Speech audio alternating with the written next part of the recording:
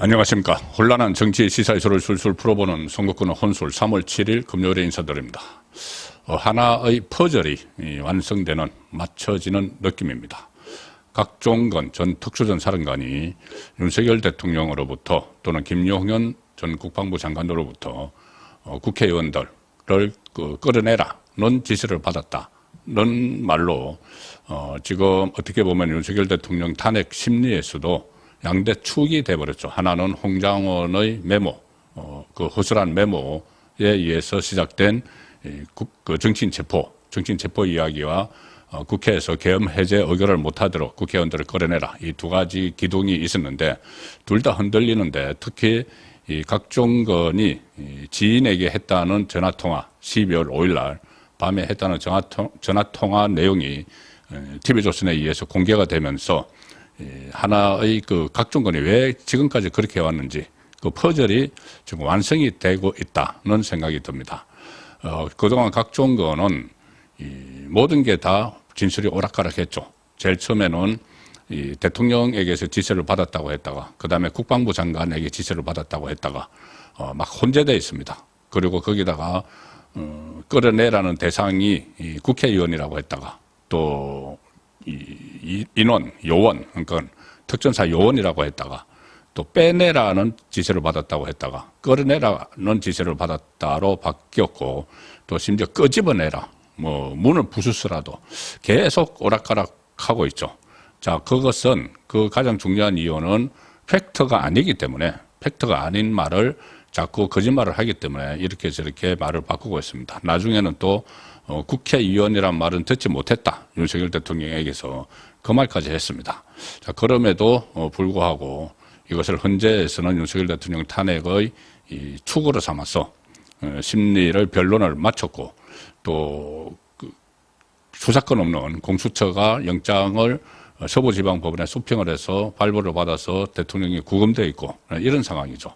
이 상황이라면은 이 모든 것이 원점에서 다시 논의가 돼야 된다. 뭐 수사도 그렇고 윤석열 대통령에 대한 수사도 그렇고 헌재의 심리도 원점에서 논의가 되든지 일단 각하를 하든지 해야 되는 것 아니냐는 말이 나올 정도로 지금 상황이 변하고 있습니다. 자, 그런데 이 상황에서 오늘 이 국민의힘이 해유 의혹이 있는, 각종건 해유 의혹이 있는 네 사람에 대해서 검찰에 형사 고발을 했습니다. 그 김병주, 유튜브에 출연시킨 김병주, 그리고 국정원 출신 박선원, 그리고 해유를 했다는 박범계, 부성찬을 형사 고발을 했는데 강요, 위정교사, 직권남용 이런 겁니다. 그러면 이제 앞으로 수사가 벌어질 텐데 지금 서둘러서 예를 들어서 헌재 변론을 제기하지 않고 뭐 선고를 한다든지 이렇게 했다가 나중에 이 사람들의 혐의가 인정이 돼서 완전히 협박 해유에 의한 진술이었다고 확정이 되면은 그때는 되돌릴 수도 없는 상황이 되는 거죠. 그렇기 때문에 헌재가 다시 변론을 재개를 해야 된다는 것이고 일단 윤석열 대통령을 구속 상태에서 풀어줘야 된다는 이야기입니다. 아니면은 그 변론을 선고를 하더라도 기각 또는 각하 결정을 내려줘야 되는 상황이죠. 제가 왜 퍼즐이 풀렸다고 말씀을 드리는가 하면은, 자, TV조선이 공개한 지인과의 통화 내용, 살고 싶으면은 양심선언 하란다. 그리고, 사정을 다 알면서도 내란죄로 엮으려 한다. 이 두 가지가 있죠. 여기에 대해서 지금 뭐 각종 거는, 지금 변명을 하고 있는데, 변호인을 통해서, 뭐 양심선언 하란다는 고등학교 동기에게서 들었다.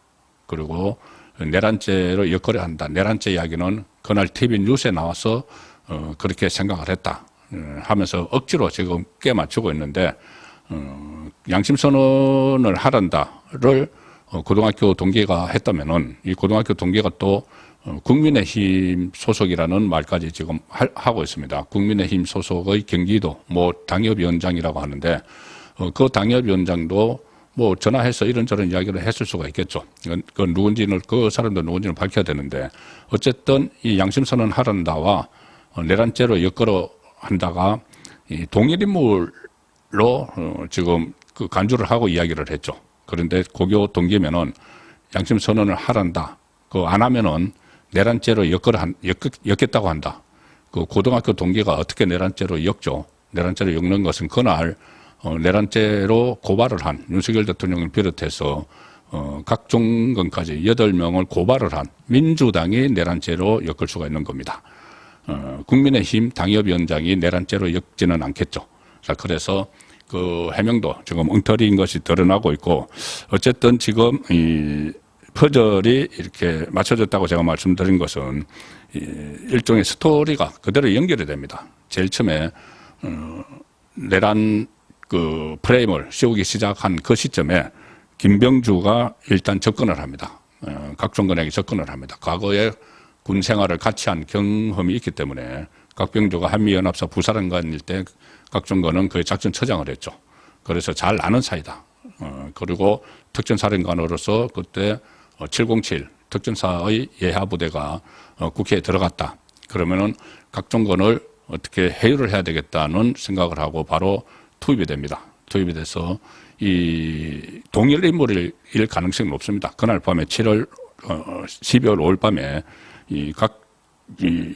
김병주가 12월 6일 날 내 유튜브에 출연을 하라고 강요를 하는 그 통화를 했다고 인정을 하고 있죠.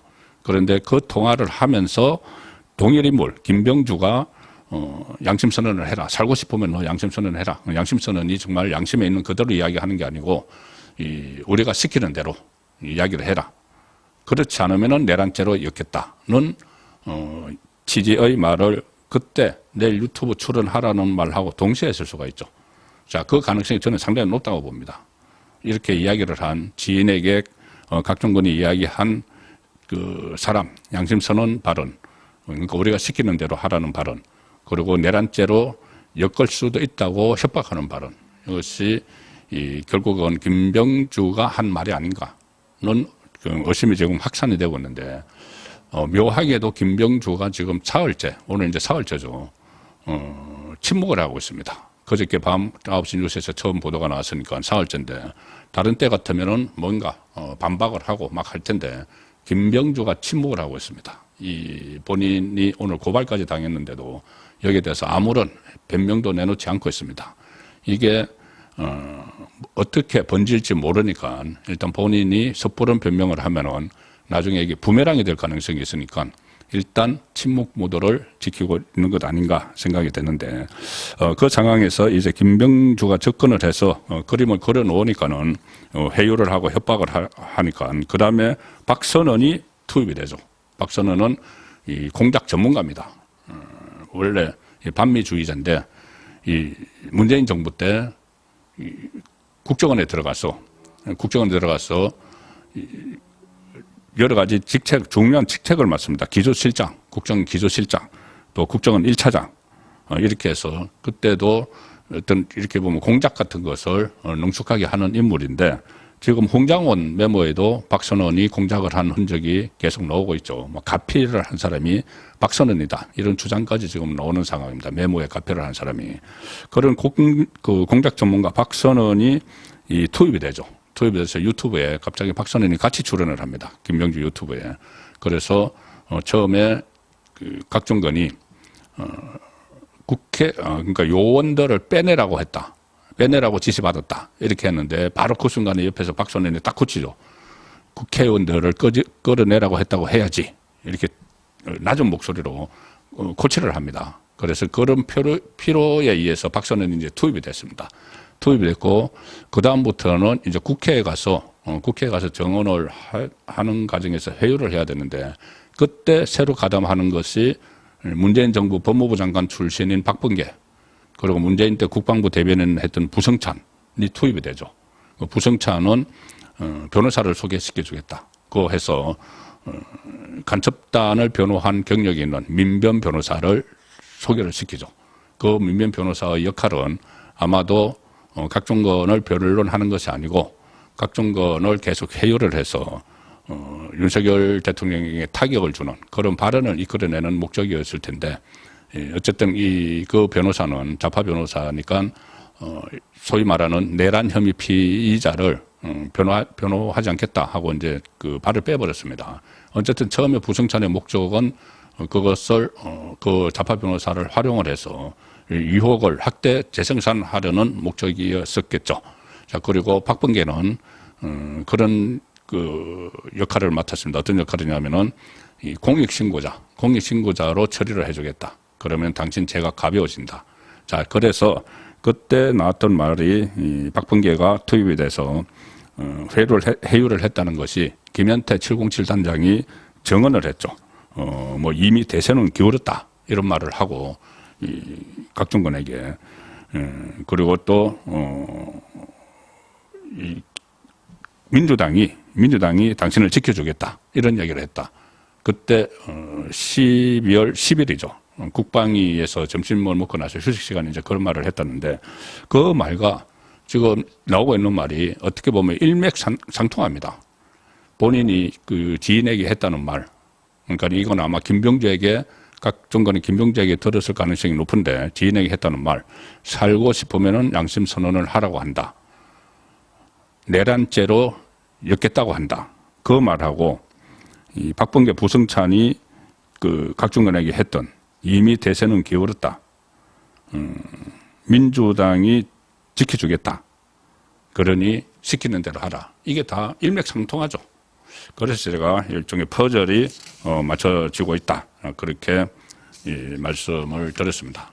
일단 그 검찰이 이제 수사를 하게 되는데 수사를 하게 되면은 무엇보다도 제일 처음에 이 접근을 한 이 김병주의 통화 기록, 김병주와 각종건의 통화 기록 그걸 좀 확인을 해야 되겠죠.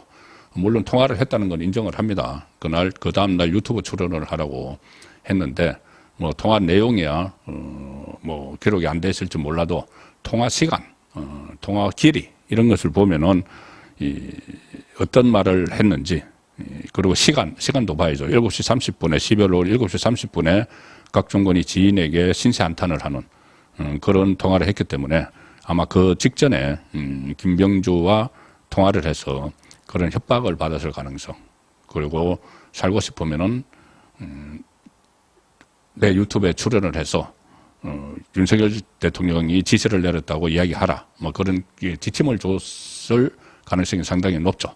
그래서 깜짝 놀란 각종건이 자정에 일 공수여단장에게 전화를 걸어서 울면서 울먹거리면서 또 뭐 그 하소연을 하고 뭐 새벽에 방첩부대장하고 주임원사 다 소집해서 회의를 열고 그래서 그 회의에서 김병주에게 출연해야 된다는 이야기를 하고 이런 것들이 어떻게 보면은 하나의 큰 흐름이 포착이 되고 있다는 생각이 듭니다. 자, 그러므로 당연히 이 변론을 재개를 하든지 아니면은 이 사건을 각하를 시켜야 되는 것 아니냐는 그 요구에 힘이 실리고 있다. 이렇게 정리를 드리겠습니다. 오늘 저녁 7시 라이브 선거권의 정치쇼 시간에 좀 더 자세한 내용을 취재를 해서 보고를 드리도록 하겠습니다. 감사합니다.